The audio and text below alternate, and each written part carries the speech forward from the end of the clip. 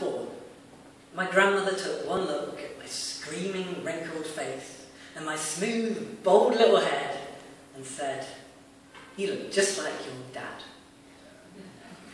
Now, I don't know if my baby ears had been listening or if something else had shifted somewhere in the womb, but when the midwife placed me on my mother's arms and said, "Congratulations, it's a girl," all I know is my world got hard.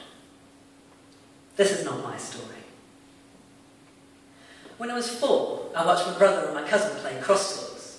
They were just about big enough to stand and pee into the toilet, and I wondered, what was wrong with me? Why hadn't I grown in the places they had, and did this mean I wouldn't grow up to be just like my dad? When I started school, that came with its own set of unfathomable rules, and I think, for a while, I just didn't get it.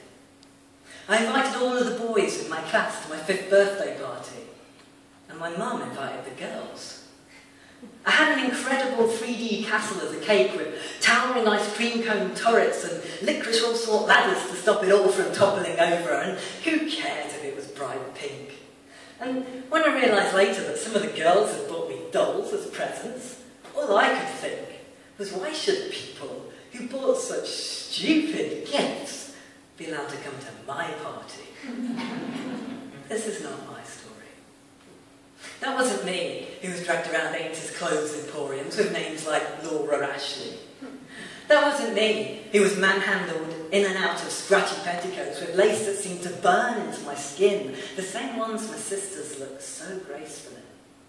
That wasn't me who stood in the middle of the shop floor while my parents laughed at the awkward way I wore the dress they forced me into. No, that wasn't me, because this is not my story.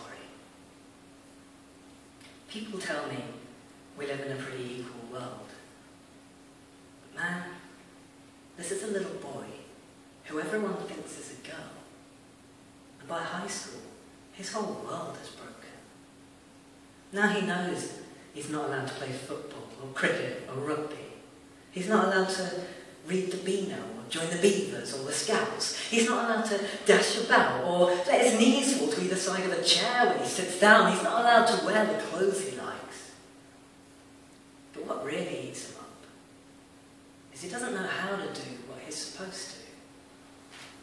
He does have a few female friends who one day invite him for a sleepover, and then he finds himself sitting there whilst they rub makeup into his humiliated cheeks, the smell making his eyes water in a way that feels like crying. And it's lucky then that he's already learned how to hold tears and fear in the pit of his stomach, because he knows that he's supposed to like this. When they change brazenly in front of each other later into Walt Disney-themed nightwear, he keeps his eyes averted until he can sneak out of the door. Sure, his body looks the same, but it was shame he felt when his mum handed him his first bra, and now these girls want to talk about clasps and pads and straps, while he wants his to shrivel up and die in the back of the drawer, and he knows if he hangs around them for too long, then they'll know too. Even if he watches every single word he says.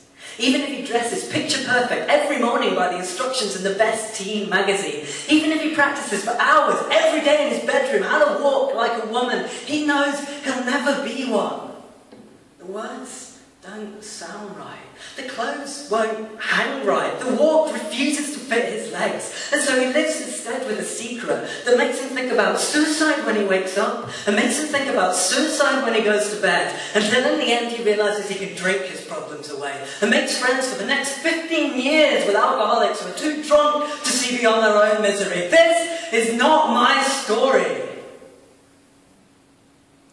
6 months ago, I quit drinking, thanks to a medicine that has allowed people to see me for the man that I am. But the first step was allowing myself to accept that not all men come in the bodies we expect. This is not my story, but these are the only words I have. Thanks everyone.